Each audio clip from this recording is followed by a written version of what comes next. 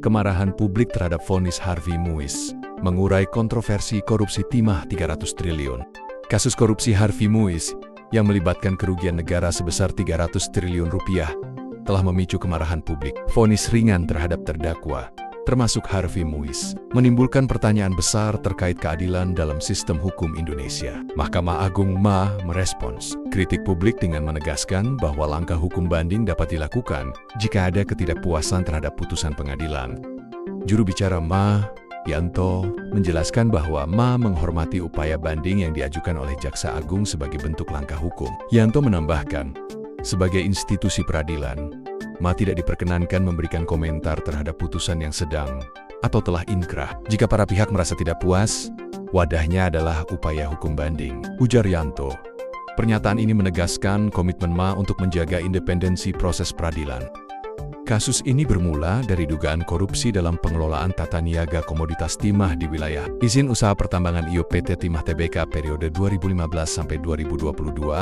Tidak hanya itu, para terdakwa juga didakwa melakukan tindak pidana pencucian uang (TPPU). Dalam persidangan, Majelis Hakim Pengadilan Tindak Pidana Korupsi Tipikor di Pengadilan Negeri Jakarta Pusat menyatakan kerugian negara sebesar Rp3.003 triliun terbukti, namun vonis yang dijatuhkan kepada Harvey Muiz dan terdakwa lainnya lebih rendah dibandingkan tuntutan Jaksa Penuntut Umum JPU. Hal ini menimbulkan kritik tajam dari masyarakat yang merasa putusan tersebut tidak mencerminkan rasa keadilan. Vonis ringan ini menuai kritik tajam dari berbagai kalangan. Salah satu kritik paling vokal datang dari Menteri Pertahanan RI Prabowo Subianto dalam pidatonya pada Musrenbangnas RPJMN 2025-2029. Prabowo menyatakan vonis tersebut berpotensi melukai rasa keadilan masyarakat. Sudah jelas kerugian sekian ratus triliun, vonisnya seperti itu. Ini bisa menyakiti rasa keadilan, ujar Prabowo. Pernyataan ini menggarisbawahi keresahan publik terhadap vonis ringan kasus korupsi yang merugikan negara dalam jumlah fantastis.